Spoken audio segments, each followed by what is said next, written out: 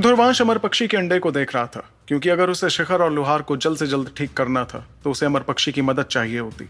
मगर जिस वक्त ध्रुवांश अमर पक्षी के जल्द जागने की उम्मीद कर रहा था, उस वक्त पश्चिमी बंजारा इलाके के दूसरे हिस्से में कुछ और ही चल रहा था। उस जगह पर तबाही के निशान नजर आ रहे थे और आसपास मौजूद बहुत से पहाड़ तक चकनाचूर हो चुके थे। तभी अचानक एक जोरदार आवाज सुनाई पड़ी और आसमान से एक परछाई सीधे जमीन पर आ गिरी। जमीन पर गिरने पर उसने वहां एक बहुत बड़ा गड्ढा कर दिया और इस वक्त उसका पूरा शरीर खून में सना हुआ था। बुरी तरह जख्मी हुआ यह शख्स कोई और नहीं बल्कि लिशांग था, जो अपने जख्मों की वजह से बेहोश हो गया था।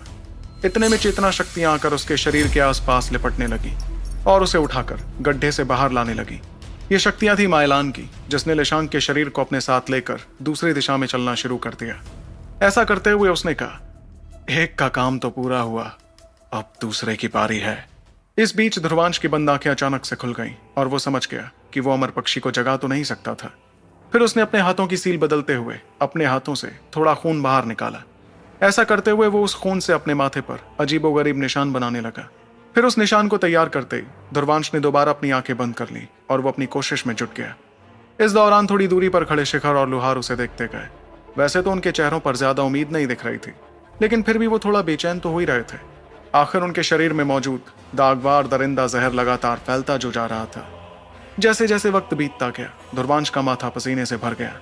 उसके चेहरे से यह साफ नजर आ रहा था कि वो इस वक्त काफी परेशान और बेचैन हो रहा था। तब उसने मनी मन चिल्लाते हुए कहा, इस वक्त जब मुझे तुम्हारी सबसे ज्यादा जरूरत है तो तुम इस तरह चुप नहीं रह सकती पक्षिका। उसके ऐसा कहने पर तहखाना कड़े में मौजूद काले रंग का अंडा जरा सा कांपा और उस पर बनी लकीरें एक पल के लिए चमकने भी लगी। यह देखते ही ध्रुवांश बेइंतहा खुश हुआ और वो देखने लगा कि किस तरह सुनहरी लकीरें फिर से चमकने लगी। इस बार उनकी तादाद पहले से भी ज्यादा थी। तभी अचानक इन लकीरों में से एक बड़ी ही रहस्यमयी और चमकदार आग निकलती दिखाई दी। गौर करने वाली बात यह थी कि वो आग काले रंग की नहीं बल्कि बैंगनी रंग की थी। वो आग देखने में तो इतनी कमजोर लग रही थी कि वो एक झटके में बुझाई जा सकती, फिर भी उसमें एक ऐसा रहस्यमयी एहसास महसूस किया जा सकता था जिसे महसूस कर ध्रुवांश के चेहरे पर हैरानी दिखने लगी। लेकिन ध्रुवांश ने उस आग को देखकर धीमी आवाज में कहा, अब जो कि मुझे कोई और रास्ता नहीं सूझ रहा है, तो क्यों ना इस नई आग का इस्तेमाल कर देख लिया जाए कि ये कितनी असरदार साबित होती है। ये कहकर उसने वो बैंगनी लपटें अपने हाथों में भर ली, मगर उन्हें हाथों में भरते हुए जैसे ही वो गुफा में लाया तो अचानक से गुफा की गर्माहट और ज्यादा बढ़ गई। इस बात के चलते ध्रुवांश हैरान हुआ और मनी मन कहने लगा, ये कमजोर आग भी ताकतवर अमरपाश ज्वाला से ज्यादा गर्म और खतरनाक है।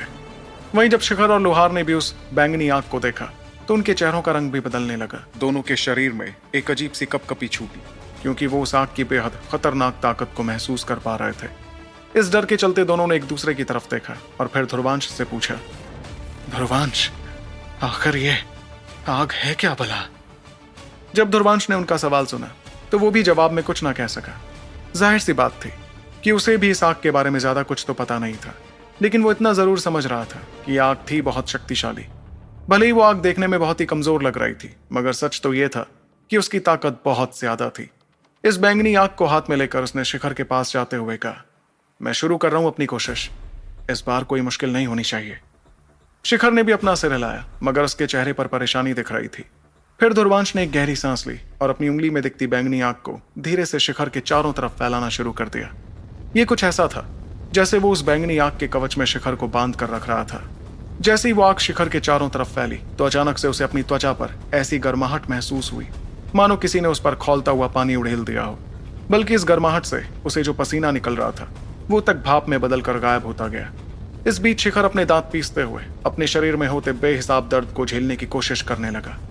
ध्रुवांश ने जैसे ही देखा कि शिखर को बहुत ज्यादा दर्द हो रहा था तो उसने धीमी आवाज में कहा, शिखर, तुम्हें यह दर्द झेलना ही होगा, ज्यादा देर नहीं, बस थोड़ी देर के लिए। ध्रुवांश जानता था कि भले ही देखने में वो आग ज्यादा शक्तिशाली नहीं लग रही थी, मगर वो आग थी बहुत खतरनाक। इसलिए उसने इस आग को शिखर के शरीर के अंदर नहीं भेजा, वरना पता नहीं वो आग बेकाबू होकर कुछ भी कर देती।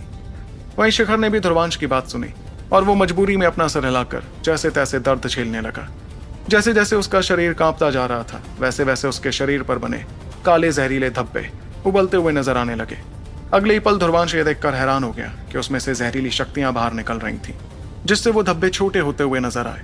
मगर शिखर तो दांत पीसते हुए चिल्लाता जा रहा था, बहुत दर्द हो रहा है। उसकी वो चीख किसी जख्मी दरिंदे जैसी थी। और उसकी आंखें इस दर्द के चलते लाल हो गईं। मगर लुहार भी देख रहा था कि कैसे तकरीबन 10 मिनट बाद शिखर के शरीर के सभी काले धब्बे जलकर पूरी तरह से अलग हो गए थे। तब ध्रुवांश ने आसपास जलती बैंगनी आग को वापस लिया और गौर से शिखर की तरफ देखा। शिखर का सिर इस वक्त नीचे था, मगर कुछ पलों बाद जब उसने अपनी नजर ऊपर की तो उसमें पहली जैसी चमक दिखाई दे रही थी। इतना ही नहीं, बल्कि शिखर ने एक झटके में अपनी चेतना शक्तियां बाहर निकाली, जिनकी तादाद काफी ज्यादा थी। अब जो कि वो जहर उसके शरीर से निकल गया था, इसलिए उसकी शक्तियां पहली जैसी होने लगी थीं। तब ध्रुवांश ने चैन की सांस लेकर लुहार की तरफ देखते हुए कहा, अब तुम्हारी बारी है लुहार। बहुत पहले मुझे दर्द सहने की सीख दे रहे थे ना तुम, अब दर्द सहने की जरूरत तुम्हें पड़ेगी पार्टनर। अब जो कि ध्रुवांश समझ गया था कि उस खतरनाक जहर को कैसे निकालना था, इसलिए अब वो थोड़ा मजाकिया अंदाज में लुहार से बात करने लगा। वहीं लुहार ने आ भरते हुए अपना सिर हिलाया, जिसके बाद उसने अपनी आंखें बंद कर अपने आप को बेइंतहा दर्द के लिए तैयार किया। लुहार की हालत शिखर से भी ज्यादा बुरी थी, इसलिए उसके शरीर से पूरी तरह जहर निकलने में 20 मिनट का वक्त लग गया। आखिर में लुहार की शक्तियां भी ठीक होने लगी, जिसे देखकर ध्रुवांश अपने माथे से पसीना पोंछने लगा। तब उसने कुछ सोचते हुए गौर से उस छोटी पड़ चुकी बैंगनी आग को देखा और खुद से कहा, यह छोटी सी आग तो बड़ी दिलचस्प है, मैं इसे अपने शरीर में रख लूं तो शायद ये मेरे बहुत काम आ सकती है। वैसे तो कोई भी इस आग को अपने शरीर में भरने की गलती नहीं करता, लेकिन ध्रुवांश ऐसा करने को तैयार था। ऐसा इसलिए क्योंकि वो आग कहीं ना कहीं अमर पक्षी से जुड़ी थी, और क्योंकि उसके और अमर पक्षी के बीच खून का रिश्ता था, इसलिए ध्रुवांश का मानना था कि वो आग उसकी जिंदगी तो खत्म नहीं करेगी। इसके बाद उसने बेझिझक अमर ज्वाला निकालकर उस बैंगनी आग को ढक लिया और उसे अपने शरीर में भेज दिया। तब ध्रुवांश ये देखकर हैरान रह गया कि उस शक्तिशाली बैंगनी आग ने जरा सी भी नाराजगी नहीं दिखाई। फिर ध्रुवांश ने शिखर और लुहार को एक नजर देखा, जो अपनी अपनी ट्रेनिंग में लगे थे। उसके बाद उसकी नजर थोड़ी दूरी पर हवा में तैरते काले जहर पर पड़ी। ये वही दागबार दरिंदा जहर था जो ध्रुवांश ने शिखर और लुहार के शरीर से बाहर किया था। उस जहर को बड़े ध्यान से देखने के बाद उसने अपना हाथ ऊपर करते हुए बीच की उंगली में से काली बिजलियां निकालनी शुरू की। उसके ऐसा करने पर वो बीच की उंगली काली पड़ती गई, जो असल में काली बिजलियों के जहर का नतीजा था। दोनों तरह के जहर देखकर ध्रुवांश ने कुछ सोचते हुए कहा, अगर मैं इस दागबार दरिंदा जहर को इस काली बिजलियों के जहर के साथ मिला दूं, तब तो इस जहर की ताकत और ज्यादा बढ़ जाएगी। इतना कहकर उसने बेझिझक दागबार दरिंदा जहर को अपने पास बुलाया और वो काली बिजलियों से भरी अपनी बीच वाली उंगली से उसे छूने लगा। वैसे तो उस जहर ने शिखर और लुहार की हालत खराब कर दी थी, लेकिन ध्रुवांश को उससे डर नहीं लग रहा था। फिर बीच की उंगली से निकली काली रोशनी ने दागबार दरिंदा जहर को खींचकर ध्रुवांश की उंगली में भेज दिया। इस दौरान उसे उस जहर की ताकत महसूस हुई, मगर किस्मत से उत्तरी दरिया ड्रैगन ने उसकी बीच की उंगली पर शक्तिशाली सील चढ़ा रखी थी। इस सील की वजह से ही वो जहर ध्रुवांश की उंगली में जाने के बाद भी जरा सा भी हिल नहीं पाया। तभी अचानक वो गुफा बेइंतहा चेतना शक्तियों से भर गई, जिसे देखकर ध्रुवांश ने शिखर और लुहार की तरफ नजरें घुमाई। वो देख रहा था कि दोनों की शक्तियां पहले जैसी ताकतवर हो गई थी, जिसे देखकर ध्रुवांश ने मुस्कुराते हुए कहा, बधाई हो साथियों, अब लग रहा है मुझे कि मैं वीर रैंकिंग के 2 सबसे शक्तिशाली योद्धाओं के सामने हूं। इस पर दोनों ने ही ध्रुवांश की तरफ देखकर उसका शुक्रिया अदा किया। वो भी बहुत ज्यादा खुश दिख रहे थे, क्योंकि ध्रुवांश की वजह से ही वो ठीक हो पाए थे। तब ध्रुवांश ने अपना हाथ लहराकर गुफा के बाहर देखते हुए कहा, अब जो कि तुम दोनों ठीक हो ही गए हो, तो क्यों ना बाहर चला जाए, पता नहीं लिशांक भाई और बाकियों के हाल कैसे होंगे। उसकी इस बात को सुनकर शिखर और लुहार ने भी अपने सिर हिलाए, जिसके बाद वो तीनों उस गुफा से बाहर जाने लगे। इस बीच उस जगह से काफी दूर एक ऐसा इलाका था जहां बहुत सारा चेतना कोहरा फैला था। उस कोहरे के बीच चेतना शक्तियों के धमाके होते जा रहे थे, जिससे आसपास की जगह कांप उठी। वो और करने पर नजर आता कि लैला अपनी तलवार लिए बखूबी ताकतवर हमले करती जा रही थी, लेकिन इस वक्त उसका सामना वो वार से नहीं हो रहा था, बल्कि शिकारी तख्ते के तीसरे सबसे ताकतवर योद्धा मेहरान से हो रहा था। मेहरान के हाथों में हड्डियों से तैयार हुआ एक खंजर था, जिसमें से बेहद खतरनाक शक्तियां निकलती दिख रही थीं। इस दौरान मेहरान के पीछे एक पहाड़ी पर बहुत से लोग खड़े थे। वो सभी लोग आसमान में होते इस दिलचस्प मुकाबले को देखते जा रहे थे और सभी की आंखों में हैरानी थी। तब हाथ में भाला पकड़े एक लड़के ने मुस्कुराते हुए कहा, मैं कभी सोच भी नहीं सकता था कि उत्तरी कायनात अकादमी में इतनी ज्यादा काबिल योद्धा ट्रेनिंग ले रही होगी। इतनी कम उम्र में ये इतनी ज्यादा काबिल है, फिर आगे जाकर तो ये पता नहीं ताकत के किस मकाम तक पहुंच जाएगी। इतने में पास ही खड़े वो वार ने भी चेहरे पर हल्की मुस्कुराहट के साथ कहा, मुझे तो लगता है कि तुम भी इस लड़की का सामना नहीं कर पाओगे। ये सच में बहुत ताकतवर है। महज एक हमले में ये मेरे चेतना जालों को खत्म कर पा रही थी। तुम भी जानते हो कि ऐसा काम तो अच्छे अच्छे योद्धा नहीं कर पाते हैं। तभी भाला पकड़े लड़के ने अपना सिर हिलाते हुए कहा, मैंने सुना है कि मुबाशी और चिंकारू कैद कर लिए गए हैं। इस पर वुवार ने अपना सिर हिलाते हुए उसे बताया, हाँ, वो दोनों इस लड़की और ध्रुवांश नाम के लड़के से हार गए थे। ऊपर से मुबाशी को लेकर वो लड़का शिखर और लुहार को बचाने गया है। रही बात चिंकारों की, तो वो यहीं कहीं पड़ा होगा। वैसे भी वो अब हमारे किसी काम का नहीं रहा। इतने में थोड़ी दूरी पर खड़े एक और शख्स ने मुस्कुराते हुए कहा, उन दोनों को बचाने का फायदा ही क्या है? अब तक तो दागवार दरिंदा जहर अच्छी तरह उनके शरीर में फैलकर उनकी शक्तियों को खत्म कर चुका होगा। अब तो वो दोनों बचने के बाद भी किसी काम के नहीं रहेंगे। वैसे मायलान अब तक वापस क्यों नहीं आया? लगता है कि लेशांक और बाकी दोनों दरबारियों को हराने में उसे काफी ज्यादा वक्त लग रहा है।